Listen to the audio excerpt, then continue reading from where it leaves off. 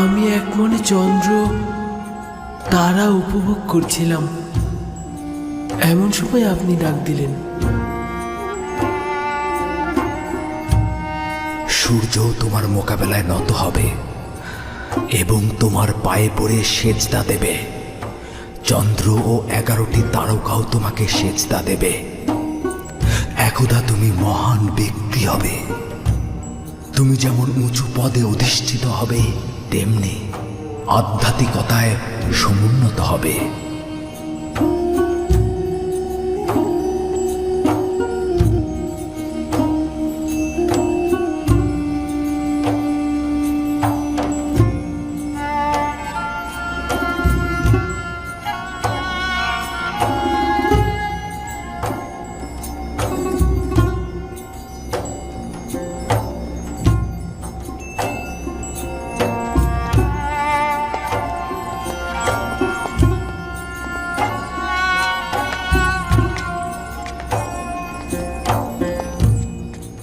উঠুন আব্বাজান, আব্বাজান উঠুন।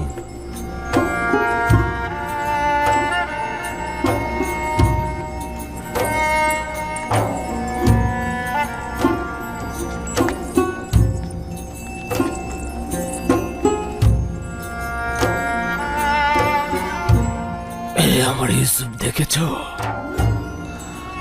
চন্দ্র, সূর্য ও 11টি তারকার সেজদা দেওয়া দেখেছ? জি আব্বাজান, দেখলাম। নিজের ছোটবেলার খোয়াবের প্রতিফলন দেখলাম। মহান রাব্বুল আলামিন তার নিজের সৌন্দর্য ও শ্রেষ্ঠত্ব তার প্রেরিত আম্বিয়াদের মধ্যে প্রদর্শন করেন। বলা উত্তম যে তারা নিজেদের বিশুদ্ধ আমল দ্বারা মহান রাব্বুল আলামিনের আয়না হয়ে বিশ্বজাহানে হাজির হন, যা ইউসুফের এই সৌন্দর্য মণ্ডিত চেহারায় অন্য আম্বিয়াদের চাইতে বেশি দেখা গেছে। আমি যদি বলি যে আমার ইউসুফ জমিনের বুকে মহান রাব্বুল আলামিনের সৌন্দর্য ও শ্রেষ্ঠত্বের প্রতীক এবং আয়না হিসেবে প্রতীয়মান হয়েছে, তাহলে বাড়াবাড়ি হবে না। মহান রাব্বুল আলামিন আমার প্রতি এই সকল অনুগ্রহ মঞ্জুর করেছেন। আমার নিজের কিছুই নেই। মহান রাব্বুল আলামিন আমাকে জেলখানা থেকে আজাদ করেছেন। শয়তান আমার সাথে আমার ভাইদের বিরোধের সৃষ্টি করেছিল, যার ফলশ্রুতিতে মহান রাব্বুল আলামিন আমাকে কেনান থেকে এখানে এনেছিল। তিনি মহানুভব, সূক্ষ্মদর্শী, বিচক্ষণ ও প্রজ্ঞাময়। হে আমার পরওয়ারদিগার, তুমি আমাকে আজিজে মিশর বানিয়েছ এবং হুকুমত প্রদান করেছ। তুমি আমাকে সফল ও মর্যাদাবান বানিয়েছ। খোয়াবের এলেমদান, বিশ্লেষণ, রূপান্তর তুমি তো আমাকে শিক্ষা দিয়েছ।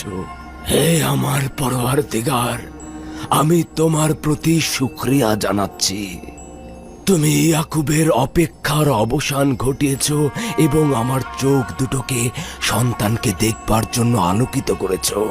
হে আমার পরওয়ারদিগার, অপেক্ষার চোখগুলোকে দেখবার জন্য আলোকিত করে দাও। মহান খোদাতালা তোমার মাধ্যমে বিশ্বজাহানের এক প্রান্তে একজন নেককার শাসকের প্রতিচ্ছবি দেখালেন। ভবিষ্যৎ এলাহির সৌন্দর্য কিছুটা অবলোকন করালেন। কিন্তু দুনিয়ার বিভিন্ন প্রান্তে তো এখনো অনেক লোক বিভ্রান্ত ও গরিব। শান্তির বরাত নিয়ে সেই নেককার ব্যক্তি যখন আসবেন, তখন সকল প্রকার গোমরা, গরিবী হালাত এবং জুলুমের নাজাত দেবেন। মাউত? হ্যাঁ, যে নামটি বছরের পর বছর জীবনের দুঃসময়ে তোমাকে প্রশান্তি এনে দিত। সেই মাউদ, তিনি কবে আসবেন? আখিরি পয়গম্বরের আগমনের পরে মউদ নামের সেই নাজাতদাতা আসবেন।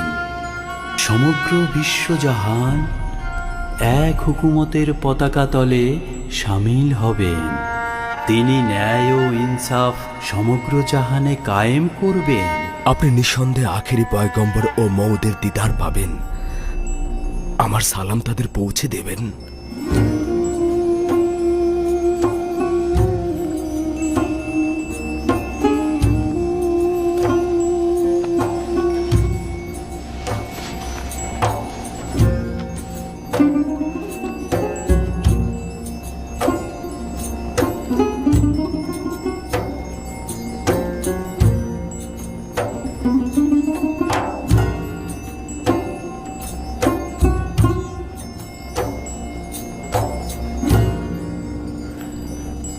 তোর কি মনে হচ্ছে ভবিষ্যতে বনি ইসরায়েলগণ ইউসুফ নাকি ইয়াহুদা নামে পরিচিত হবে?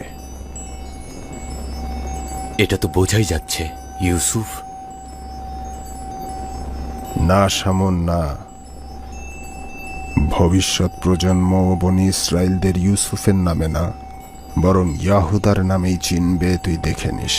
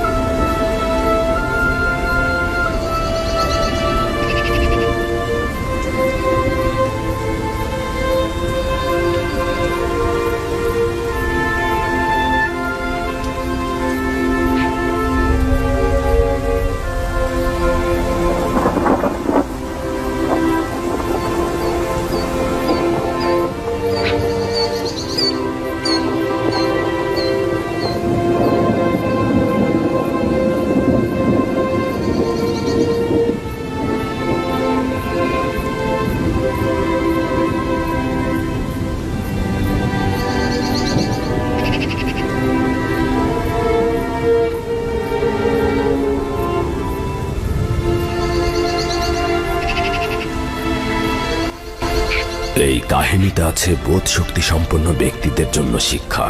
কোরআনের বাণী মিথ্যা রচনা নয়, পূর্ববর্তী গ্রন্থে যা আছে তার সমর্থন এবং সমস্ত কিছুর বিশদ বিবরণও এতে রয়েছে। বিশ্বাসী সম্প্রদায়ের জন্য রয়েছে পথ নির্দেশ ও রহমত। মহান আল্লাহ তাআলা সত্য বলেছেন।